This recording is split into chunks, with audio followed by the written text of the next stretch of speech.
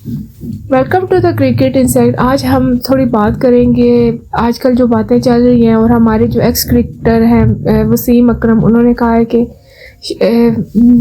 बाबर आजम और शाहीन शाह अफरीदी की बिल्कुल बातचीत नहीं करते, उनकी आपस में किसी किस्म की टॉकिंग टर्म्स बिल्कुल नहीं है। तो इस बारे में हम बात करेंगे। जैसे कि यही सुनने में आ रहा है कि बहुत ज़्यादा ग्रुपिंग हो गई है, पठान लॉबी आ गई है टीम में। ये सब बहुत टाइम से, तकरीबन पिछले 1-1.5 साल से ये बातें चल रही हैं। लेकिन अब ये आजकल ये हॉट टॉपिक इसलिए हो गया है कि जो हमारे वसीम अकरम है, हमारे, आपको पता है, किंग ऑफ स्विंग, और उन्होंने लीड भी किया है पाकिस्तानी टीम को, बहुत बड़े लेजेंड है पाकिस्तान क्रिकेट की। उन्होंने बहुत क्लियरली कहा है कि शाहीन शाह अफरीदी और बाबर आजम के बीच में बातचीत बिल्कुल बंद है। मतलब कि वो दोस्ती या टॉकिंग टर्म्स बिल्कुल नहीं है। फील्ड पर ज़रूरी है, ज़ाहिर बात है, वो कैप्टन है, तो वो भी मतलब कि इस तरह इतनी अच्छे तरीके से उनके अच्छे टर्म्स नहीं हैं आपस में। कहने की बात है, अगर हम पीछे जाएं थोड़ा, जब 2019 के वर्ल्ड कप के बाद, ODI वर्ल्ड कप के बाद जो इंग्लैंड ने जीता था, हमने सरफराज अहमद को हटा दिया था। जो भी थे पीछे रीज़न्स, उसमें क्या आप कह सकते हैं, लेकिन ज़्यादातर लोगों ने ये कहा कि इमरान ख़ान, जो हमारे फॉर्मर जो प्राइम मिनिस्टर हैं इमरान ख़ान, उनको बाबर आजम, ऑस्ट्रेलिया में बाबर आजम की जो स्ट्रेट ड्राइव उन्होंने देखी और उनको बहुत पसंद आई, और इसके बाद उन्होंने उनको कैप्टन बना दिया तीनों फॉर्मेट का, T20, ODI, टेस्ट क्रिकेट तीनों का, और सरफराज को हटा दिया गया। और ये भी वजह बताते हैं कि सरफराज, जब पाकिस्तान वर्सेस इंडिया हुआ था 2019 में, तो इमरान ख़ान जो हमारे प्राइम मिनिस्टर है, उन्होंने ट्वीट की थी कि उससे पहले की थी कि पहले बैटिंग करनी चाहिए, लेकिन सरफराज ने टॉस जीत कर पहले बैटिंग नहीं की थी, उन्होंने बॉलिंग की थी। तो कहते हैं कि ये वजह भी थी कि काफ़ी बुरा लगा था हमारे फॉर्मर कैप्टन, वो प्राइम मिनिस्टर को। अब इसमें कितनी सच्चाई, यानी जो बातें हैं, सारी बातें, मैं भी एक फ़ैन हूँ और चीज़ों को एनालाइज कर आगे बताती हूँ। उसके बाद खैर जो भी हुआ, उसके बाद ये हुआ कि बाबर आजम, इन्होंने सोचा कि वो एक अच्छा प्लेयर है, वो अच्छे, बिल्कुल दुनिया के बड़े प्लेयर्स में बाबर आजम का नाम आता है। कंपैरिजन नहीं करना चाहिए कि वो उससे बेहतर है, वो किंग है।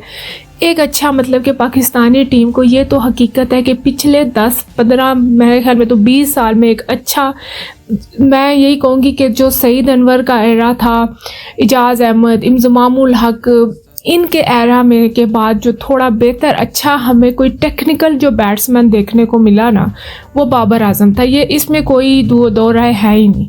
आपके सामने पाकिस्तान, मतलब कि ये क्राउड पुलर हमें एक मिला। जैसे आपने देखा होगा शाहिद अफरीदी थे, उनके पीछे दुनिया आती थी, क्राउड पुलर थे, एक ब्रांड था। इस तरह अब बाबर आजम हमें मतलब कि मिले हैं, बहुत सालों बाद मिले, ये इसमें कोई दो राय नहीं। अच्छा, अब बाबर आजम को जब तीनों फॉर्मेट का कैप्टन बना दिया, वो यंग थे, ठीक है, उनकी वो, लेकिन जैसे ही उनको तीनों फॉर्मेट का कैप्टन बनाया, आप देखिएगा कि उनकी परफॉर्मेंस जिस लेवल की पहले थी, उस लेवल की उस तरह से नहीं। बेशक उनको बहुत सारे अवार्ड मिले, वो टॉप भी रहे, रैंकिंग में भी आते रहे, लेकिन उनकी परफॉर्मेंस, मुझे जहाँ तक मेरा है ना, कि उनकी परफॉर्मेंस जितनी अच्छी हो सकती थी ना, जिस लेवल के वो प्लेयर थे, उससे थोड़ी नीचे आई थी, हालांकि वो रैंकिंग में आते रहे।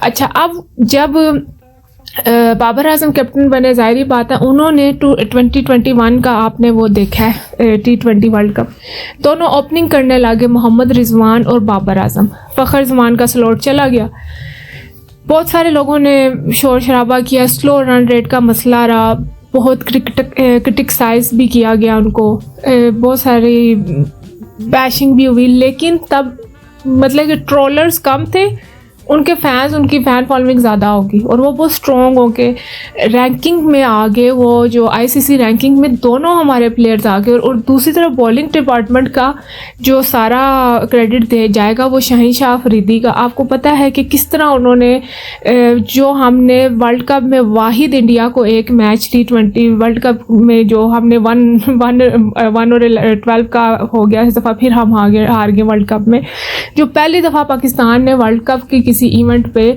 इंडियंस को हराया है, उसमें शाहीन शाह अफरीदी का बहुत रोल है। आपके सामने किस तरह उन्होंने रोहित शर्मा, केएल राहुल, इन सबको कैसे आउट किया, और दूसरी तरफ से हमारे हारिस रऊफ, हसन अली थे, शादाब खान थे। मतलब आप ये कह सकते हैं कि जो 2021 की जो टीम थी वो जेल थी, वो इकट्ठी थी, कोई ग्रुपिंग नहीं थी, इन लोगों में बहुत ज़्यादा फ्रेंडशिप थी।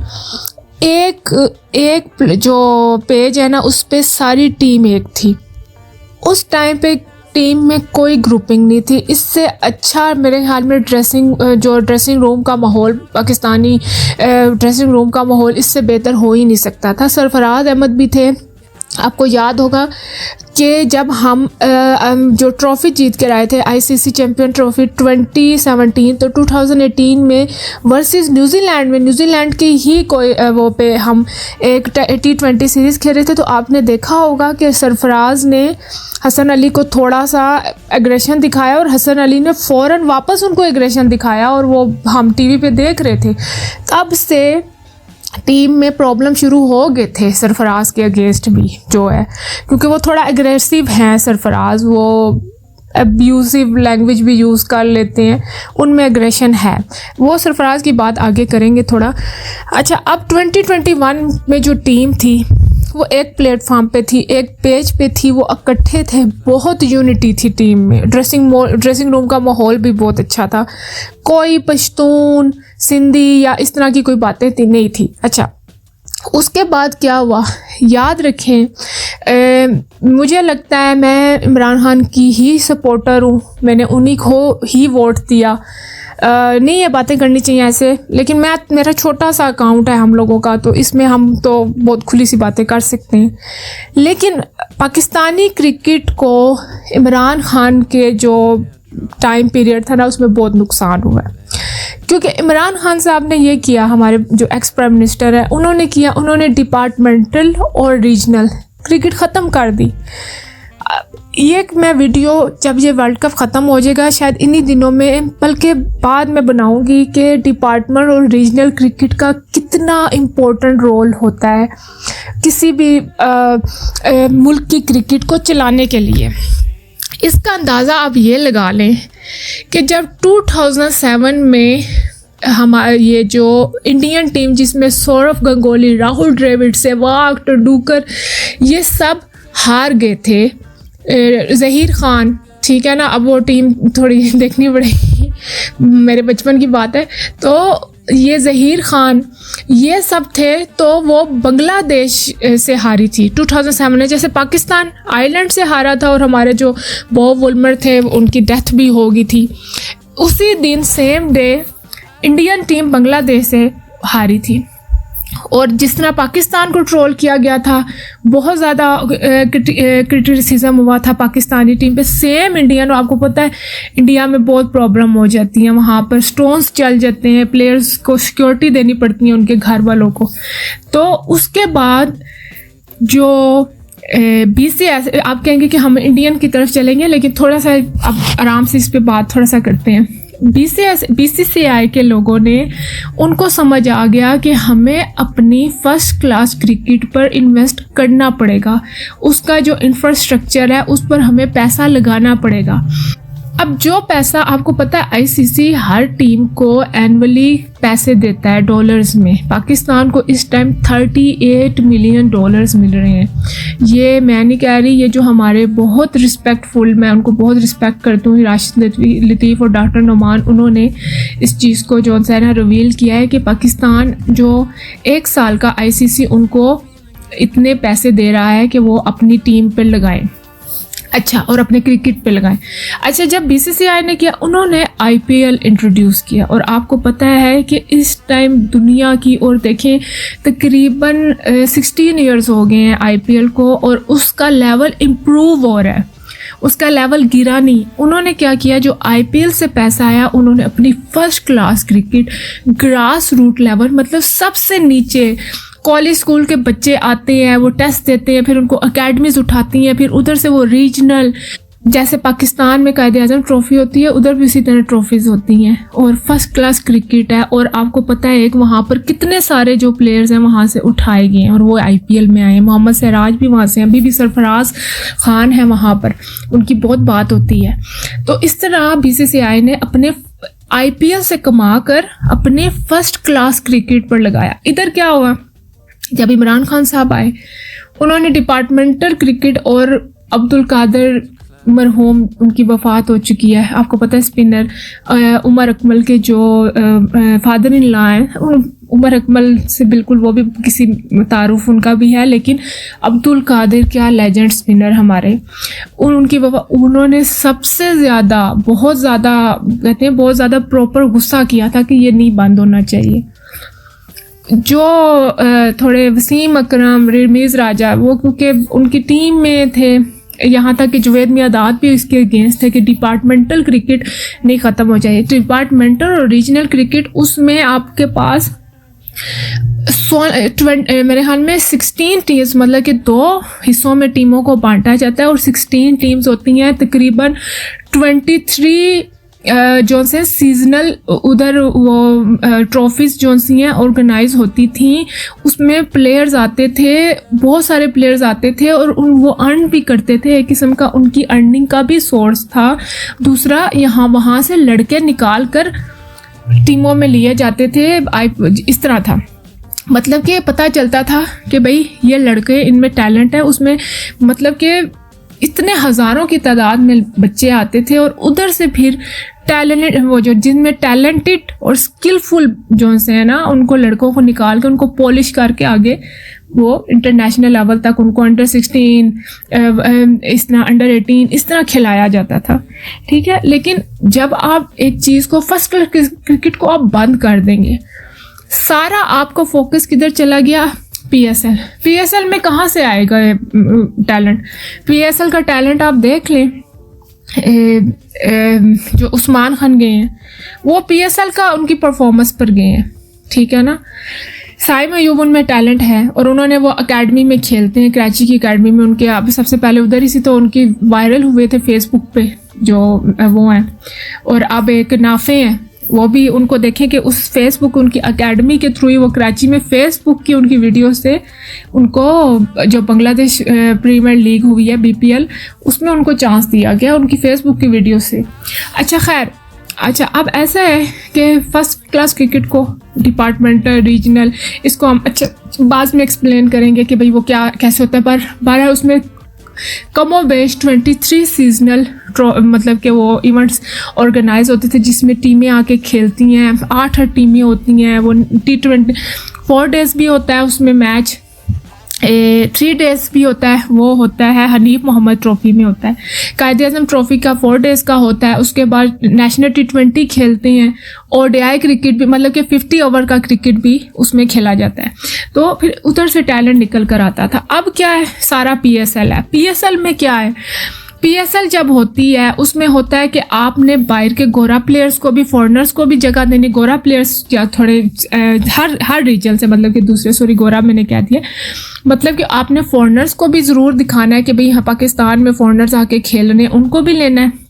1-2 एमर्जिंग वो इसी एकेडमीज़ के बच्चे आते हैं, उनके में से रख लेते हैं, और बाकी वही जो बड़े नाम हमारे हैं, ठीक है, जो प्लेटिनम और ये गोल्ड, सारी जो कैटेगरीज में हमारे जो बड़े प्लेयर्स हैं, जैसे शादाब, ये बाबर आजम, मोहम्मद रिजवान, बाकी इन बड़े प्लेयर्स का जो कोटा है, इसमें आप क्या कर सकते हैं। अच्छा अब क्या हुआ, जब PSL इतनी स्ट्रॉन्ग हो गई, उनके स्टेक्स इतने कंट्रोल वो लग गए, तो उनके जो ओनर्स थे उनकी बहुत ज़्यादा इन्फ्लुएंस हो गया हमारे जो इंटरनेशनल क्रिकेट में, कि वो इतनी स्ट्रॉन्ग उनकी होगी कि PCB उनके आगे छोटा हो गया, और उनके ज़्यादा इन्फ्लुएंस होने लग गए पाकिस्तान इंटरनेशनल क्रिकेट पे। जब वो हुआ उसके बाद मोहम्मद रिजवान और बाबर आजम ने बहुत ज़्यादा जगह पे स्टैंड लिया प्लेयर्स के लिए। कुछ सेंट्रल कॉन्ट्रैक्ट का भी बहुत मसला बना था। उसके बाद कोई बैटिंग कंपनी थी, इन दोनों प्लेयर्स ने बिल्कुल मतलब कि बहुत क्लियर कट स्टैंड लिया कि ये नहीं होना चाहिए।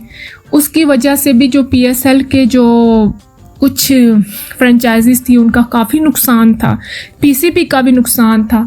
तो इन्होंने अपने जो बाबर आजम और मोहम्मद रिजवान हैं, बाबर आजम को करें क्योंकि इस टाइम वही कैप्टन है, इनके खिलाफ लॉबिंग शुरू होगी। अच्छा, अब जब हम इनके खिलाफ जब लॉबिंग शुरू होगी तो क्या हुआ कि जब हम 2023 का जो ODI वर्ल्ड कप हम इंडिया में खेलने गए, बाबर आजम के मैसेजेस लीक हो रहे। उसके बाद अच्छा, उससे पहले ये बात है कि इन 4-5 सालों में बहुत नुकसान हुआ है क्रिकेट का। चेयरमैन तो जैसे मौसम के साथ बदलते रहे, गर्मियों में कोई था, सर्दियों में कोई था, बहार में कोई था, खिज़ा में कोई था। मौसम के साथ जो PCB के चेयरमैन और आगे उनकी टीम, सारी बात है, खाली एक चेयरमैन नहीं बदलता, पूरी टीम वो फिर अपनी लेकर आता है। यहाँ तक कि टीम तो अपनी लेकर आना ही, जो ऑफिशियल्स हैं वो तो अपने आएंगे ही, उसके बाद कोचेस अपने पसंद की, टीम अपनी पसंद की, हर चीज़ अपनी पसंद की। लेकिन इन सब चीज़ों में एक चीज़ जो परमानेंट रही वो बाबर आजम कैप्टन रहे। लेकिन जब ODI आया, जब रमीज़ राजा थे वो गए उनकी टीम की, फिर नजम सेठी आई, फिर नजम सेठी कुछ दिन ही रहे तो वो ज़क्का साहब आ गए, ज़क्का अशरफ साहब आ गए। ज़क्का अशरफ साहब ने क्या किया, कुछ तो एक उनकी घरेलू वीडियोस जिसमें वो अपने घर वालों के साथ डिस्कशन कर रहे, वो किसी ने लीक की, ठीक है। उसमें उन्होंने साफ साफ कहा कि जो बाबर आजम को जो मैनेजर हैं, जो वो जो साया कॉर्प्स हैं, उनका बहुत इन्फ्लुएंस है। मतलब कि इसमें काफ़ी ज़्यादा जो बाबर को मैनेज कर रहे हैं लोग, उनका बहुत इन्फ्लुएंस है। यहाँ तक कि बाबर की अपनी फैमिली से ज़्यादा वो लोग बाबर के लिए फ़ैसले करते हैं, डिसीशंस लेते हैं। एक ये मसला हो गया। उसके बाद वो अभी बाबर वहाँ पर क्रिकेट खेल रहे हैं, ODI वर्ल्ड कप चल रहा है, बाबर की चैट लीक्स की गई, उनके मैसेजेस लीक किए, और तभी से लॉबिंग शुरू होगी कि बाबर को हटा देना है। वही बात है जैसे, और बाबर को वहाँ से हटाने का प्लान हो रहा है, और अंदर बहुत पर्सनल मतलब कि प्राइवेटली क्या हो रहा था, बहुत कॉन्फिडेंशियल तौर पर शहीन शाह अफरीदी से बातचीत शुरू हो गई थी कि अगले कैप्टन आप हैं, ठीक है।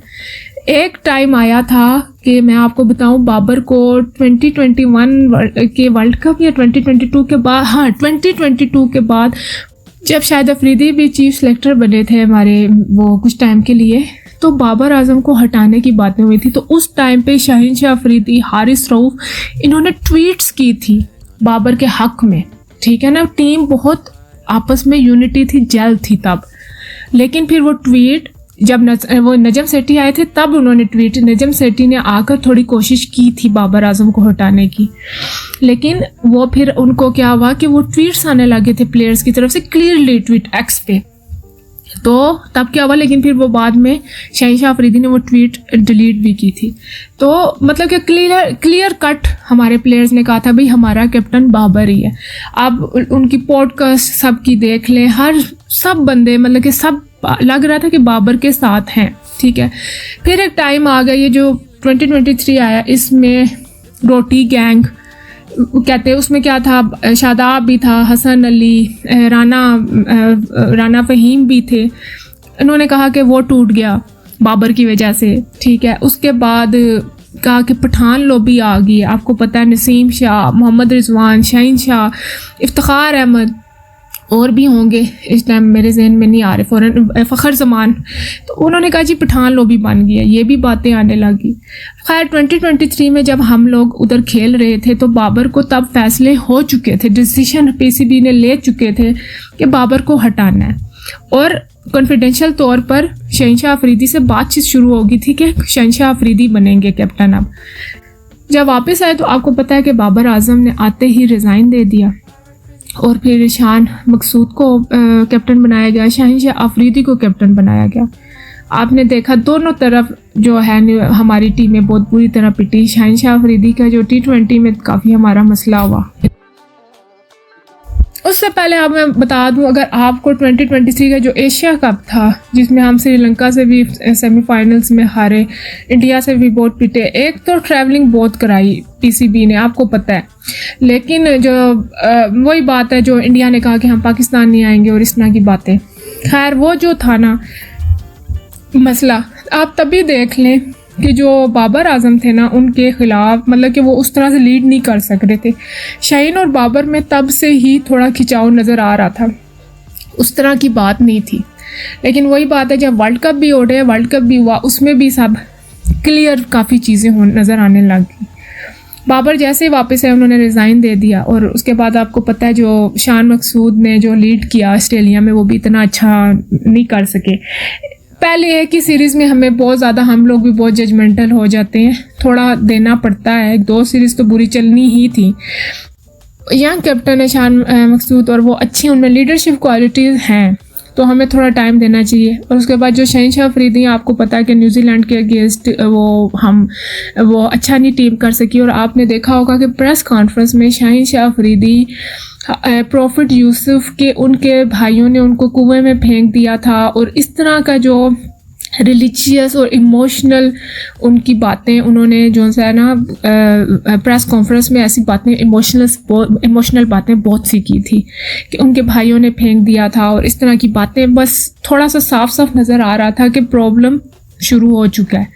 वो तो 2023 से ही पक रहा था, लेकिन अब 2024 जनवरी में ज़्यादा खुल के सामने आ गया।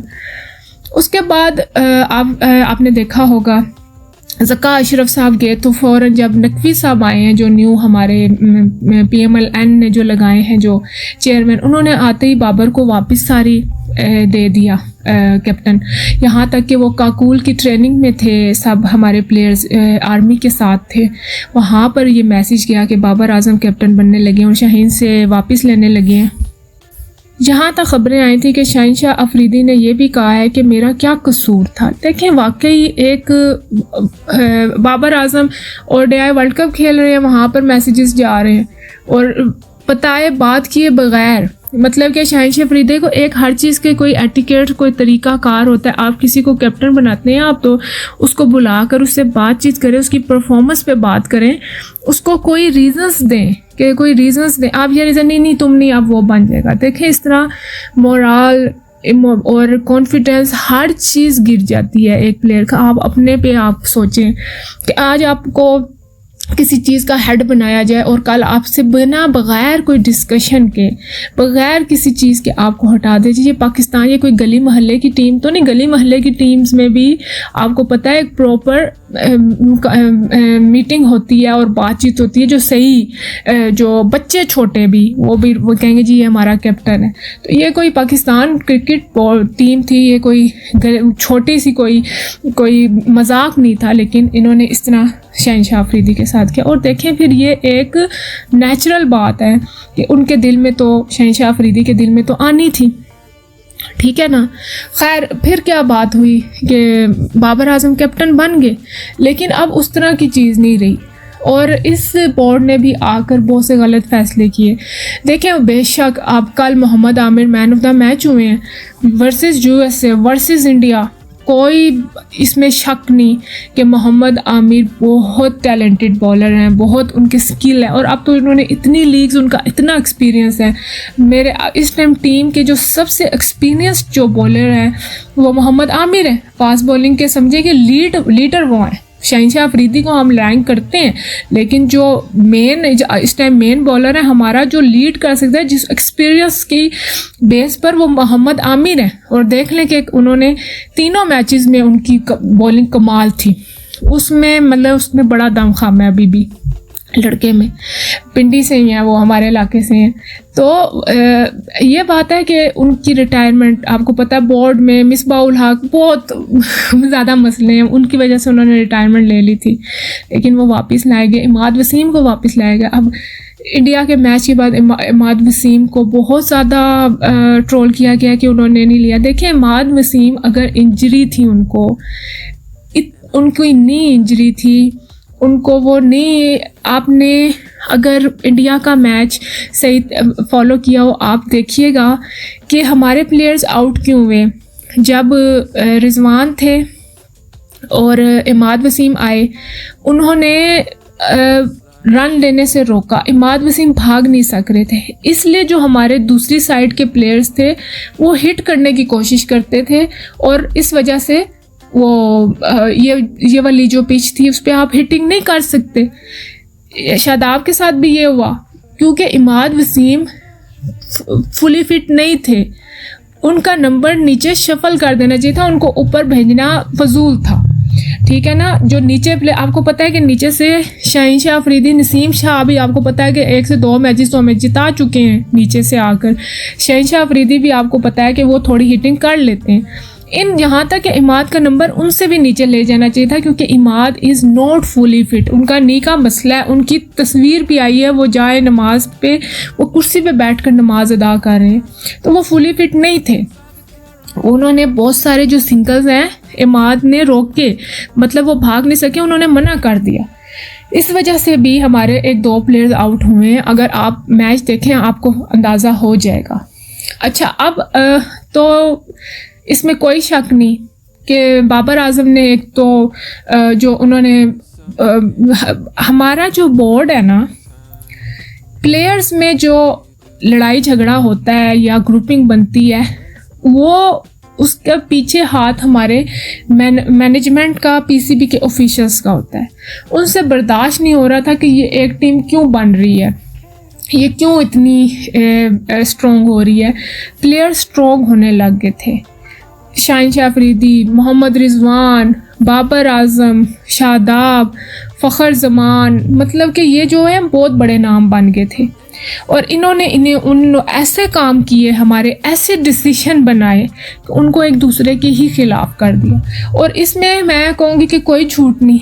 आप कल देखिएगा, इमाद वसीम ने रन आउट किया है, बहुत उनका जो बहुत कोल्ड थे वो बाबर आजम के साथ सामने, हम बॉडी लैंग्वेज से हमारे बोर्ड के ऐसे डिसीजन थे जिन्होंने प्लेयर्स को एक दूसरे के ख़िलाफ़ किया, उसको हटा देना। कभी आपको मैं बीच में भूल गई हूँ, आपको पता है कि रेस्ट दे के शादाब खान को भी उन्होंने वर्सेस अफ़गानिस्तान दुबई में जो सीरीज़ हुई थी उसमें कैप्टन बनाया था, लेकिन शादाब ने वापस आके फ़ौरन रिज़ाइन किया था। और आपको पता है कि वहाँ प्रेस कॉन्फ्रेंस में शादाब से क्वेश्चन कुछ हो रहा था और वो बाबर और रिजवान को याद कर रहे थे। तब हमारा सारा यंग टैलेंट गया था, साइम अयूब, आज़म खान, ये सब नए लड़के गए थे, आप जानते हैं। अब क्या क्या बातें, शाहनवाज दानी के बारे में बहुत कहते हैं, बाबर की वीडियो भी आई थी, बाबर उनको काफ़ी डांट रहे हैं। उसमें भी है जी कि बाबर सिंधी प्लेयर्स को नहीं आने देते। खैर, अब जैसे भी उधर आप देखें, कमरान अकमल, उमर अकमल जाकर वो इंग्लैंड जाकर नवाज शरीफ साहब से मिले थे, और उसके बाद भी उन्होंने पूरी वो कोशिश की, यहाँ पर भी वो ऑफिशियल से मिले जाकर PM आयरलैंड के, लेकिन उनको टीम में नहीं आने दिया गया। तो बस इस तरह ये क्रिकेट को बहुत ज़्यादा पोलिटिसाइज कर दिया गया है। पॉलिटिक्स का बहुत बड़ा हाथ हो गया हमारी क्रिकेट में। बहरहाल बहुत बुरी, इस टाइम बहुत बुरे हालात में जा रही है। और ये इन द एंड मतलब कि साफ लफ्ज़ों में ये है कि एक दूसरे से वाकई प्लेयर्स, आपने देखा होगा, मैंने पीछे बात रह गई थी कि वो बड़ा उनका बिहेवियर कोल्ड था इमाद वसीम का कल बाबर आजम के साथ। जब उन्होंने रन आउट किया, बड़े वो जिस तरह बाबर भाग कर उनके पास आए उनको चीयर करने के लिए, लेकिन उन्होंने बड़ा कोल्ड सा एक रिएक्शन दिया। तो ये तो बात हकीकत है। बहुत सारा इमाद वसीम की ट्रोल्स को लाइक कर रहे हैं इफ्तिखार अहमद एक्स पर। तो इस तरह की चीज़ें बहुत ज़्यादा हैं। और मैं कहती हूँ एक्स की जो स्पेसिस हैं हो रही हैं, बहुत गालियाँ दे रहे हैं बाबर को, बहुत, एक ग्रुप तो रहा ही नहीं, यहाँ तक कि जो बाबर आजम की फैमिली है उनको बारे में बहुत, उनकी अम्मी जो हमारे लिए रिस्पेक्टफुल हैं उनको ट्रोल किया जा रहा है। तो ये एक पूरी लॉबी तो चल रही है, ये इसमें कोई गलत नहीं है। ट्रेंड्स चल रहे हैं और ये फेक ट्रेंड्स, बोगस ट्रेंड्स होते हैं जो ट्विटर के ज़्यादातर ट्रेंड्स हैं, जो एक्स के जो ज़्यादातर ट्रेंड्स हैं। तो बाकी अंदर यही है कि बाबर आजम और रिजवान, इन्होंने एक तो बैटिंग कंपनी, सेंट्रल कॉन्ट्रैक्ट, इस तरह की चीज़ों की वजह से उन्होंने जो PSL के ओनर्स हैं, जो फ्रेंचाइजीज़ के ओनर्स हैं, सॉरी PSL फ्रेंचाइजीज़ के जो ओनर्स हैं उनको, और उसके बाद PCB के ऑफिशियल्स को अपने अगेंस्ट किया। फिर उन्होंने प्लॉटिंग और मैनिपुलेशन शुरू की, और जिसकी वजह से उन्होंने, बाकी मैं आपको बताऊं आपके कि बाबर आजम और शाहीन बात नहीं करते, टीम में ग्रुपिंग है, रीजनल भी और कास्ट और क्रीड की मसले हैं, रेसिज्म है, रसिस्ट हैं, तो ये सब चीज़ें फजूल हैं। मैं आपको बताऊं कि एक होती है ना शतरंज की बिसात और उसके मोहरे, हमारे प्लेयर्स मोहरे हैं, प्लेयर्स जो है ना वो कोई और है, खिलाड़ी बैक पे और है। हमें पता भी नहीं होगा कि किन लोगों के क्या इंटरेस्ट हैं, हम उन लोगों को जानते भी नहीं होंगे जो हमारी क्रिकेट की तबाही के जो है ज़िम्मेदार हैं। तो ये जो चेहरे आपको नज़र आते हैं ना, इनका 20 से 30% भी हिस्सा नहीं होता क्रिकेट को ख़राब करने के लिए। जो पीछे से खेल रहे होते हैं ना लोग, उनको हम जैसे जो आम लोग हैं वो उन लोगों तक कभी जा ही नहीं सकते। बाकी हमारे टीम के प्लेयर, जहाँ अच्छी मैनेजमेंट, अच्छे ऑफिशियल्स हों, तो आप देखें MS धोनी के नीचे कौन कौन खेला, तेंदुलकर, सहवाग, गौतम गंभीर, कोहली तो बहुत यंग थे, ज़हीर खान, ठीक है, युवराज सिंह, कितने बड़े नाम हैं ये। किसके नीचे, किसके अंडर खेले हैं? MS धोनी के अंडर खेले हैं। जिनको गॉड ऑफ क्रिकेट कहा जाता है तेंदुलकर, वो MS धोनी के उनको लीड किया है MS धोनी ने। उसके बाद आप देखें MS धोनी को किसके अंडर खेले हैं? विराट कोहली के अंडर। आप देखिए कि जिन्होंने अपने टीम चेन्नई सुपर किंग कितना रूल किया IPL को, अपना जो इंटरनेशनल इंडियन टीम है उन्होंने world cup, T20 world cup, क्या ICC ट्रॉफी, चैंपियंस ट्रॉफी उन्होंने इंग्लैंड में जीतवाई है अपने MS धोनी ने।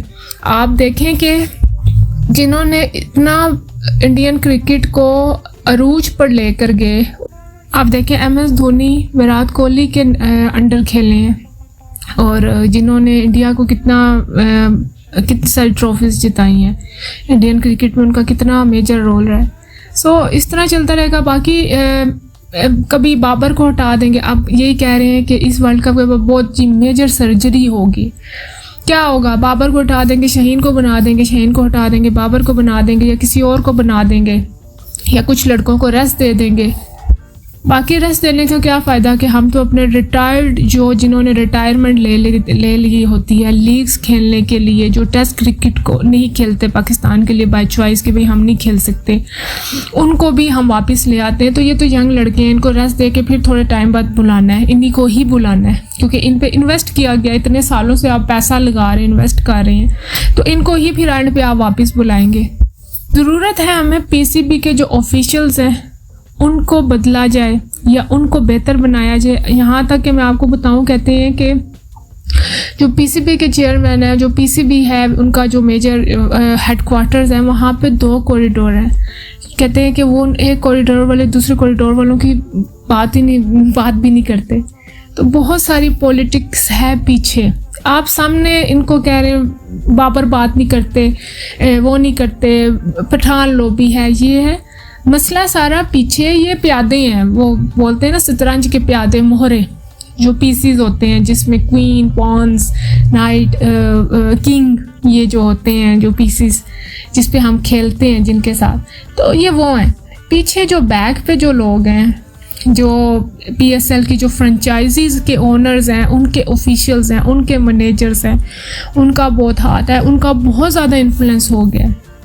तो हर चीज़ में है। बाकी अब डिपार्टमेंटल क्रिकेट शुरू हुई है, ये अच्छा हुआ, शहबाज शरीफ साहब ने आकर शुरू की है, तो वो भी उस पर अलग से वीडियो बनाएंगे, तो वो भी बड़ा ज़रूरी था। तो मैं आपको बताऊं कि आप देखें कि IPL दिन ब दिन कितनी इम्प्रूव्ड, कितनी खूबसूरत शक्ल में आप देख रहे हैं। और इस दफ़ा PSL का क्या हाल हो गया था कि एक रमज़ान टूर्नामेंट जैसा रह गया था, पूरा स्टेडियम खाली। वो इतनी बुरी मैनेजमेंट थी, इतनी बुरी, एक तो उसमें भी इतनी पॉलिटिक्स आ गई है। थोड़े से जो आपको पता है कि जो पैलेस्टाइन का जो मसला था, कि वो बहुत सारे लोगों ने बायकॉट ही कर दिया। तो इस तरह की चीज़ें बहुत मुश्किल, बहुत क्रिकेट का बहुत गंदा हाल है इस टाइम। तो बाबर या शहनशाह इनको आज रेस्ट देंगे, इन्हीं को बुलाएंगे। आप अपने रिटायर्ड प्लेयर्स को वापस बुला रहे हैं जो लीग्स खेलते हैं, मैंने पीछे भी वो बात की है। आप उनसे नहीं उनको जाने दे सक रहे, तो क्या आप बाबर शाहीन इनको रेस्ट देंगे? क्या करेंगे? दुआ है कि हॉकी वाला हाल ना हो। हॉकी का क्या हाल हो गया। और इसमें जो सा ना ये जो पॉलिटिक्स चल रही है, ये उसकी सफाई करे, सर्जरी करे, अपनी पीसीबी अपनी खुद सर्जरी करे, अपने जो कॉरिडोर्स हैं उनकी सर्जरी करे, अपनी इन चीज़ों की सर्जरी करे। और किससे इंसान अपनी इल्तिजा करे, कोई पाकिस्तान में किससे बंदा जाकर अपनी तकलीफ़ बताएं हम कि जो इस पाकिस्तान क्रिकेट को संभाल सके। तो बाकी ऑनलाइन बैट करो। और हमारे जो एक्स क्रिकेटर्स हैं वो अलग, उन्होंने इजाज़ अहमद है, उन्होंने जी पठान, और वो जो कामरान अकमल है, एक टाइम आप याद रखिएगा सहवाग ने बहुत ज़्यादा मुश्किल कर दी थी, ट्रोलिंग की थी, तो उन्होंने आज उनको फिर अपनी हर बात पर शर्मिंदगी सहना पड़ी।